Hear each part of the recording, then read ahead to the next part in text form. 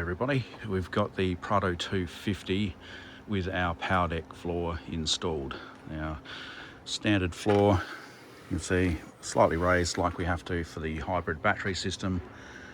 Removable hatch with one big difference.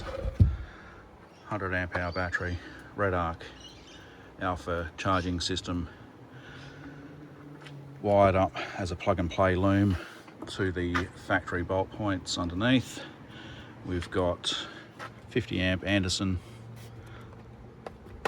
solar input, LED gauge, the switch for on and off, USB A, USB C,